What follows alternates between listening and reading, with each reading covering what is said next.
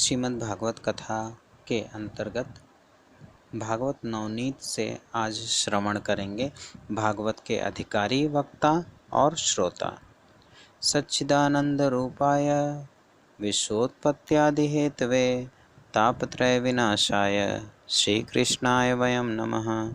बोलो बाल कृष्ण लाल की जय। भागवत के अधिकारी, वक्ता और श्रोता। प्रथम स्कंध अधिकार लीला का है। 2 प्रकरण परिपूर्ण हुए हैं। प्रथम स्कंद में आचार्यों ने 3 प्रकरण माने हैं: उत्तम अधिकार प्रकरण, मध्यम अधिकार प्रकरण और हीन अधिकार प्रकरण।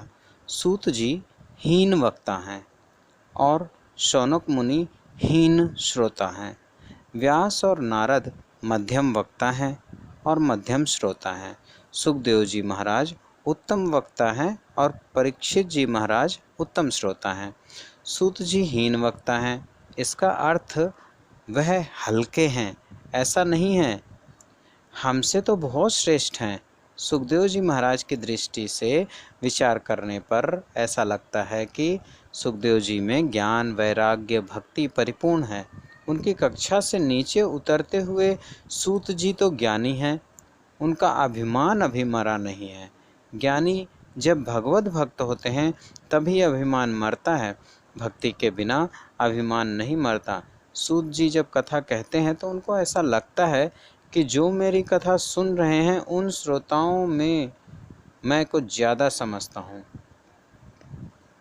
जितने भी श्रोता कथा सुन रहे हैं उनमें मैं कुछ ज़्यादा समझ रहा हूँ, ऐसा सूत जी महाराज एहसास करते हैं।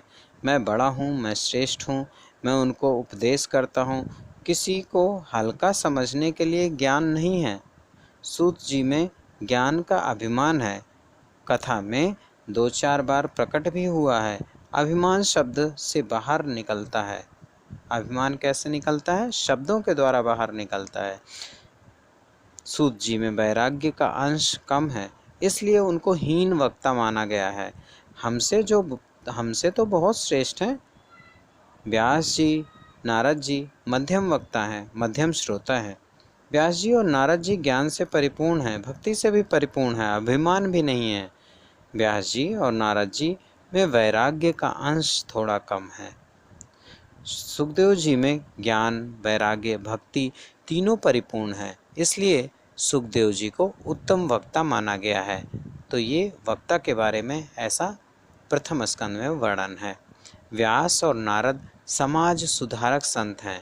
व्यास और नारद में वैराग्य का अंश थोड़ा कम है। सुखदेव जी में ज्ञान, वैराग्य और भक्ति तीनों परिपूर्ण हैं, इसलिए सुखदेव जी को उत्तम वक्ता माना है।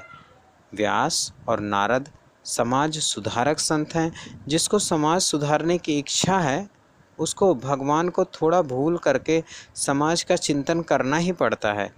जिसको समाज सुधारने की इच्छा है, समाज को सुधारने की भावना भक्ति में विघ्न करने वाली है। यद्यपि भावना अच्छी है कि समाज सुधरे, भक्ति का प्रचार हो, जिसको समाज सुधारने की इच्छा है उसको हल्के लोगों का संग करना ही पड़ता है। आप कभी प्याज लहसुन नहीं खाते हैं, ऐसा मुझे लगता है। जो प्याज खाता है उसके साथ आप बैठो तो दुर्गंध आएगी। जिसको समाज सुधारने की इच्छा है उसको दुर्जन का स्मरण करना पड़ता है।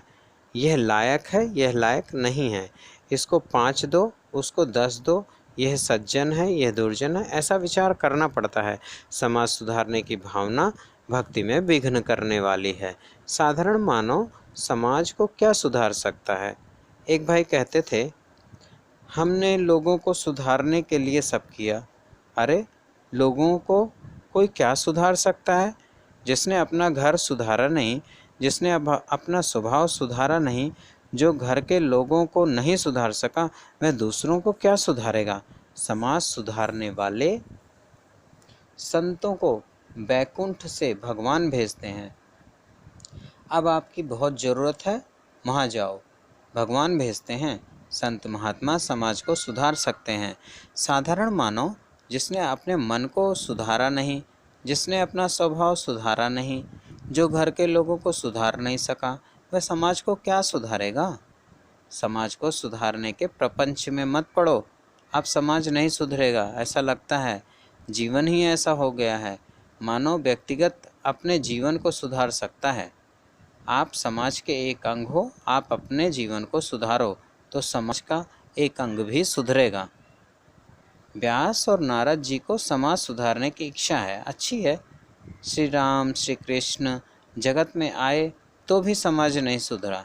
जो काम भगवान नहीं कर सकते वह काम जीव क्या करेगा। अपने मन को सुधारो, अपने घर के लोगों को सुधारो, आपके जो पड़ोसी हैं उनको सुधारो। व्यास और नारद जी में ज्ञान परिपूर्ण है, भक्ति परिपूर्ण है, अभिमान नहीं है। उनको समाज सुधारने की भावना है, पर वैराग्य का थोड़ा अंश कम है, इसलिए उनका नंबर दूसरा दिया गया है। मध्यम वक्ता मध्यम श्रोता। सुखदेव जी में परिपूर्ण वैराग्य है, परिपूर्ण ज्ञान है, परिपूर्ण भक्ति है। सुखदेव जी महाराज की कथा से बहुतों का जीवन सुधरा है। सुखदेव जी महाराज को खबर नहीं है कि जगत में कुछ बिगड़ा है या नहीं बिगड़ा है। एक ब्राह्मण ने सूर्य नारायण की बहुत प्रशंसा की।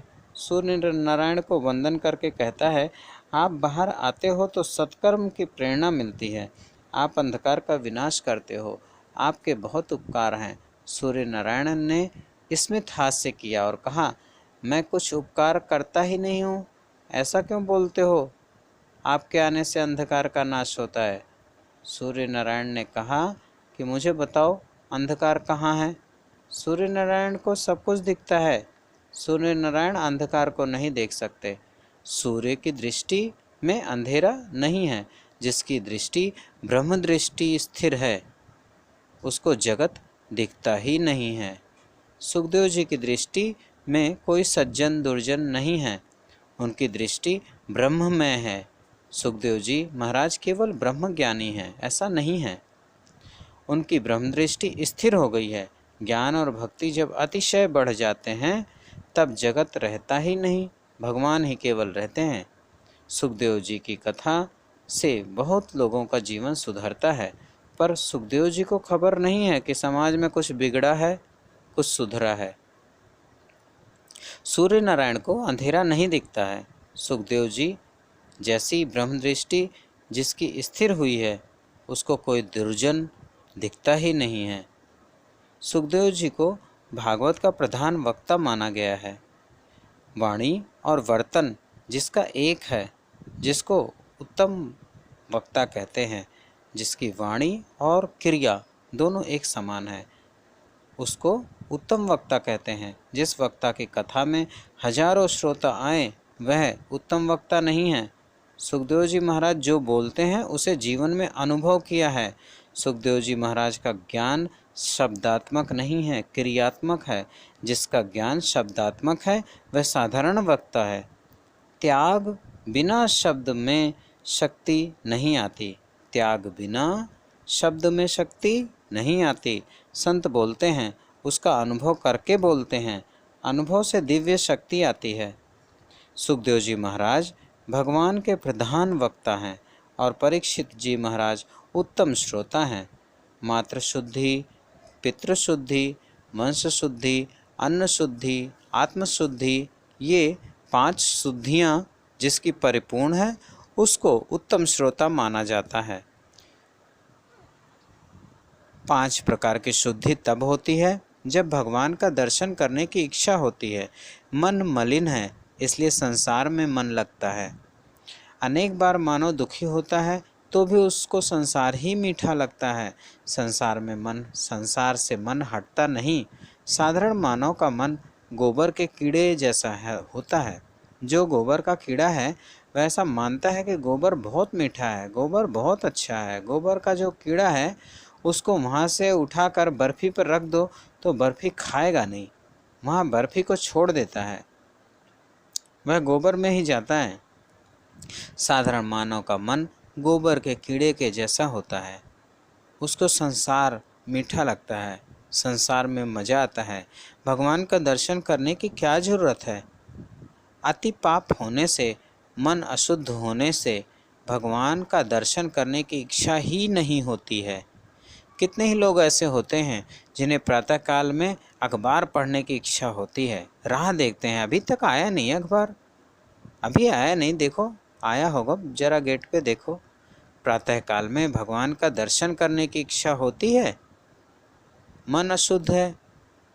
5 प्रकार की शुद्धि जिसकी परिपूर्ण है, उसी को भगवान के दर्शन करने की इच्छा होती है। मातृ शुद्धि, पितृ शुद्धि, वंश शुद्धि, अन्न शुद्धि, आत्मशुद्धि। 11वें अध्याय में परीक्षित जी की पंचविध बीज शुद्धि बताई है। फिर 12वें अध्याय में परीक्षित जी की जन्म की कथा है। प्रभु के प्यारे पांडव हैं, पांडव के वंश में परीक्षित जी का जन्म हुआ है। आगे हम परीक्षित जी की जन्म की कथा सुनेंगे। आज यहीं समाप्ति। नारायण नारायण नारायण। श्री भागवत भगवान की है आरती, पापियों को पाप से है तारती।